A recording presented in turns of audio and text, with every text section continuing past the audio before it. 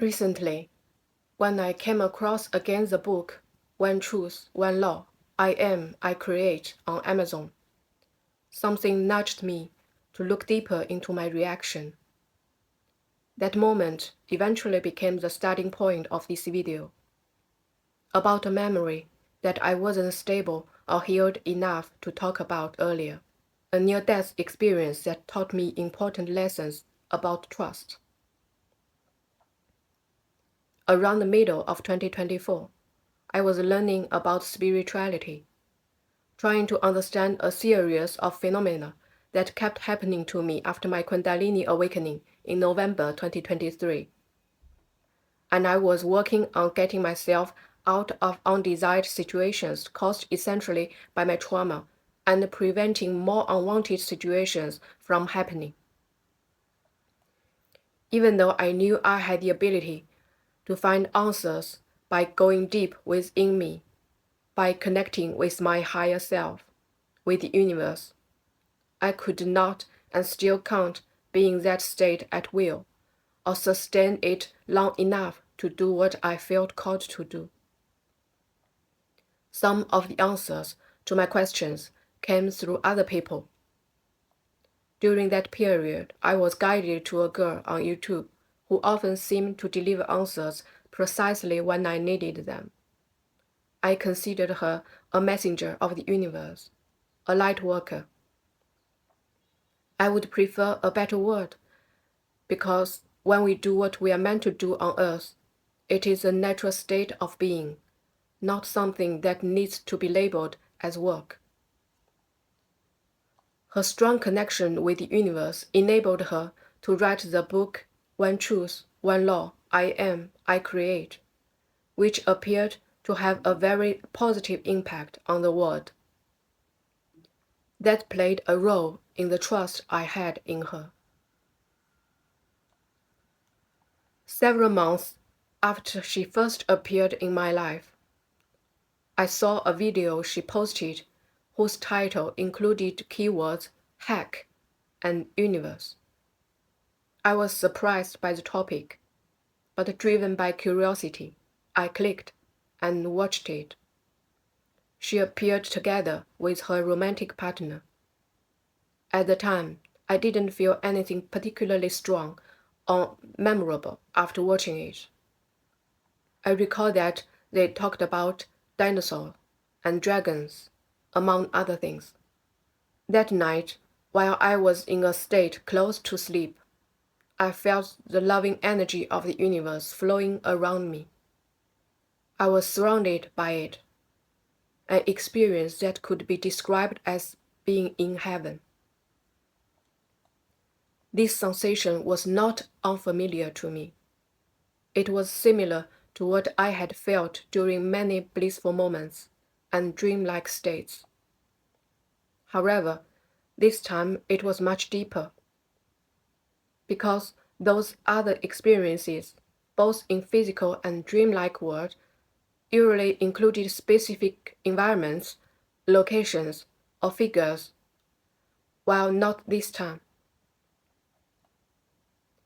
At that moment, all I wanted was to merge with this pure, uncontaminated energy of love and never be separated from it. Gradually, I felt myself being carried by the energy, moving slowly around something in an elliptical or circular orbit. Suddenly, the movement began to accelerate. I felt as if I were being pulled into an energetic vortex. As the acceleration intensified, my intuition instantly told me that I was in danger. There was no time to think. I immediately asked the universe to stop what was happening. Right after that, I felt myself being thrown out of the accelerating energy, and I suddenly woke up fully in the physical world. Everything happened very fast, without any mental preparation. After waking up, I felt confused and could not understand what misunderstanding or cause had led to this experience. I asked for clarity, and the answer came quickly. In the video, whose title included keywords hack and universe, there was hidden, coded energetic programming that worked on a small number of people whose frequency had passed a certain threshold and within the same frequency range as the girl who made the video the moment they watched it. Because my trauma caused abnormal fluctuations in my frequency, I was included among them. This led me, without my awareness, to commit what could be described as a transgression, entering, without the universe's permission, a realm where all is created and to which all returns. In a timeline where I did not interfere and allowed the process to complete, I would not be alive today talking about this experience in this video. My recent understanding is that not many people had similar experiences, and that there were a few who did not survive.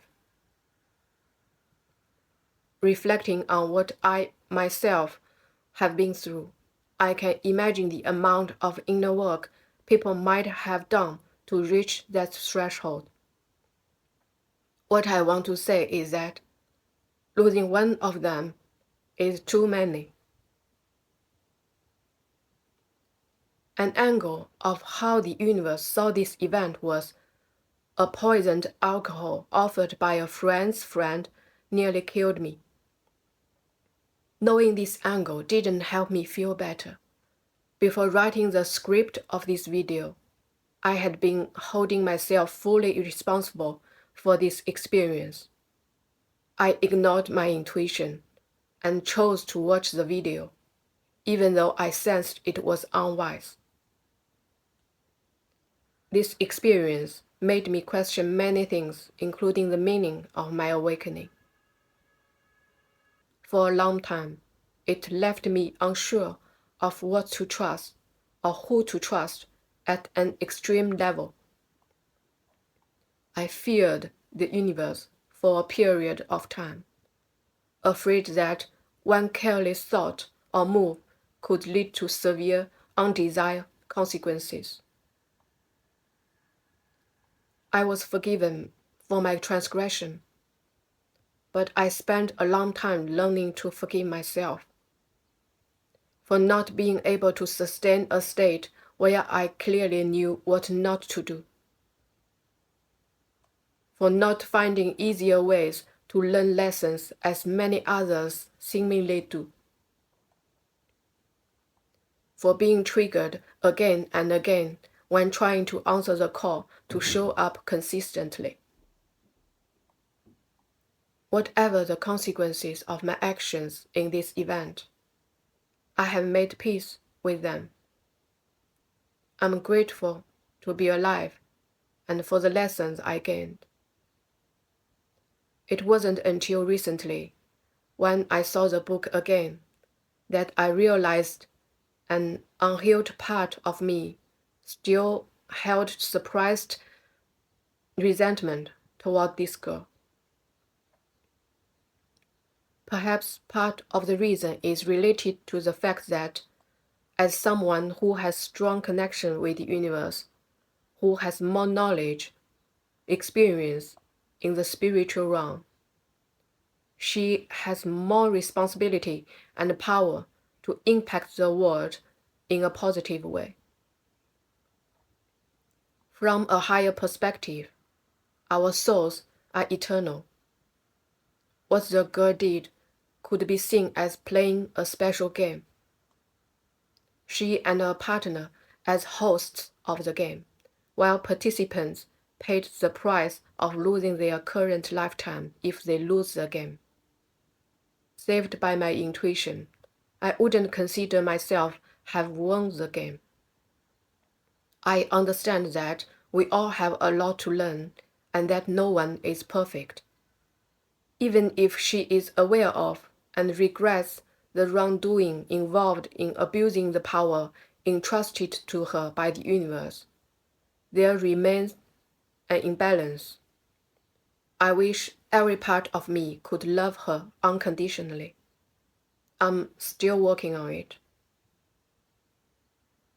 The universe wants each of us to be playful and enjoy the gift of our lives, but to do so without causing harm.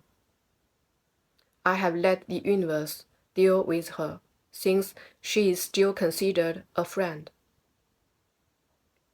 This is an example of how ignorance can play a negative role behind a seemingly harmless intention.